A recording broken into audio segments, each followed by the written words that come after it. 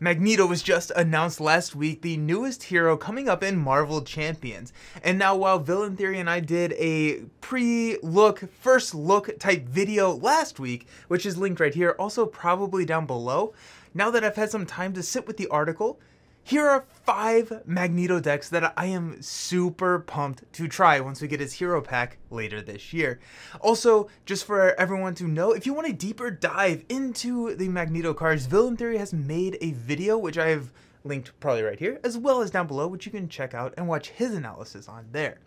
Now, I've sat with the article and I've come up with 5 decks. Now 3 of these are Magneto decks, 2 of them are old hero new tricks. And as we are going through the decks today, be thinking of what you're most excited to play once we get his pack and drop those ideas down in the comments. So let's dive in and talk about some of the Magneto hero decks that I think are going to be super cool.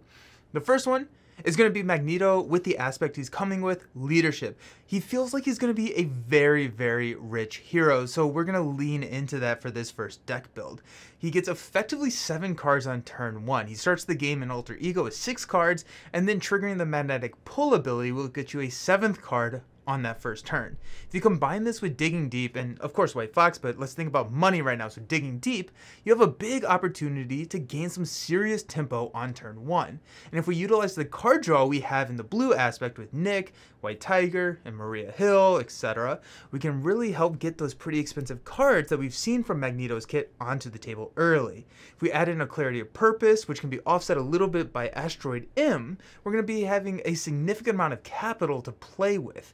And so that's just going to be able to flex into whatever we really want to do. Allies are so very strong in this game, and having a lot of money and ways to play those allies as well as card draw is going to help, be flexible, but also his kit does look pretty expensive. And so hopefully that card draw leaning into the big money strategy with the leadership is going to be able to be pretty fun.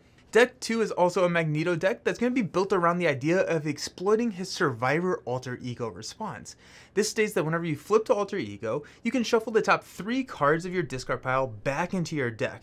Now there are some combos that can work with any aspect, right? Magneto with a Professor X or a Nick Fury recursion, you play it, you jump block, they're on the top card of your discard pile now, and if you flip down and have kind of an Alter Ego build turn, you can shuffle them back in. If you tie that into playing Professor X with Cerebro, you can basically play him like every other turn if you have another psionic character on the table. But the deck that I really want to expand this concept into is a Hone Technique aggression build, mainly focused on minion slaying. Since Hone Technique usually has some excellent targets in a deck to add that kicker damage into, we can recur them over and over again with the ability. But first things first, a big question that I have is, are we going to be able to get aerial with Magneto? We haven't seen any upgrades that give that trait to him, but I do hope we do get that. If so, we're cooking, because we can run Dive Bomb and get some amazing damage. Dive Bomb, 4-cost card, 7 damage to 1 target, 1 damage to everything else. Hone Technique 11 and 5. And if we can recur that over and over, then we are going to be pushing some major damage with this every single deck pass. And even if you cannot get aerial, we have other good targets like melee or full body charged, so we can get multiple plays of these cards each deck pass with that recursion.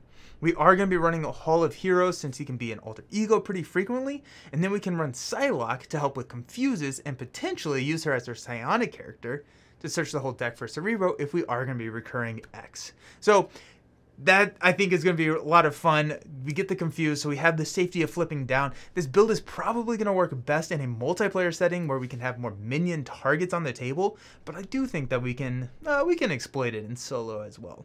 The one thing I will note, this may be an issue with how expensive his kit is. If the rest of his cards that we have not seen are as expensive as those that we have, this could be a tougher build to run, but I'm still going to try it, but it's a hesitation I wanted to mention. Deck 3 is going to be with my favorite aspect, and that is Magneto in the always ready build in protection. With the previewed armor he can wear, you can boost his stats based on the cards you discard from your deck. So anytime I see ways of increasing my stats, I like to start thinking about ways I can get multiple uses out of that boost. So protection gives you tools like what doesn't kill me to get readies and exploit those stat boosts. Also sneaking this in here, a card that I think will be really fun is like Go All Out. If we can hit every single bonus with the magnetic pull ability, then Go All Out is going to be doing a lot of damage, but I digress. That's not what we're talking about. I just wanted to sneak it in here because I was limiting myself to 5 and I cheat because, I don't know, I'm making the videos. To circle back to what we were talking about before, I do hope we get a cape or some upgrade that will give Magneto aerial so that we can use Ever Vigilant to get even more readies through that card. But regardless, I'm excited to try it out, ready him up, and exploit that armor additional stat bonuses. The last 2 decks that we're going to be talking about today are some old hero new trick ideas that we can use with the new leadership cards that are coming with him. The first hero gets a lot of love on this channel because he is one of my favorite heroes of all time, and that is Quicksilver. And so we're going to use Quicksilver and focus around the new Cyclops ally card.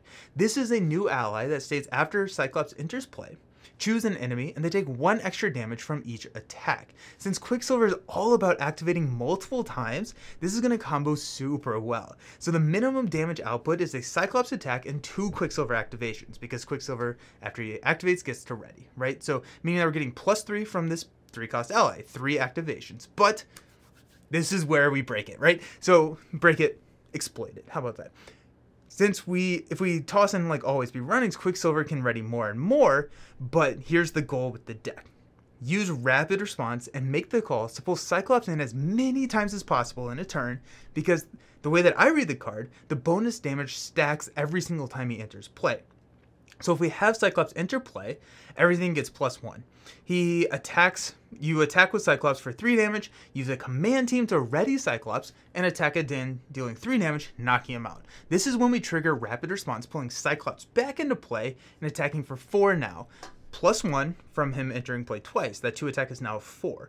Then if you use make the call to bring him in a 3rd time, this is the crazy goal I kind of have set for myself. Then he's attacking for 5, and Quicksilver, assuming that he has his like upgrades, is attacking for 5 as well, at least twice. So it looks like 6 damage from the first entering play, 4 damage after his rapid response in, 5 damage after a make the call, or 10 if we have a second copy of command team on the table.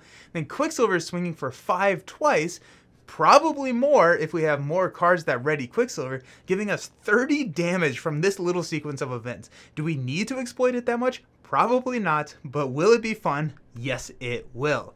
I'm pumped. Okay, the last deck that we're going to be talking about today is actually one that Villain and I kind of talked about a little bit on the video, and it's going to be using Gambit and in the leadership build. It's kind of all focused around the new card we're getting, Won't Stay Down, which is a new 1-cost support that as an alter ego action, we can discard this card to return an X-Force and X-Men ally to our hand. Now, Rogue is Gambit's signature ally. 4-cost, 2/2/3 stat line with toughness, and she reduces her cost by 1 for each charge counter on your identity. Amazing ally. We've talked about the ally before on the channel, but here's the kicker. Once we have 4 charge counters, which is pretty easy to pull off with Gambit, she is a free, very powerful ally. So now we can flip to Alter Ego, which Gambit already wants to be doing. He has so many triggers, and a lot of his threat removal is in Alter Ego.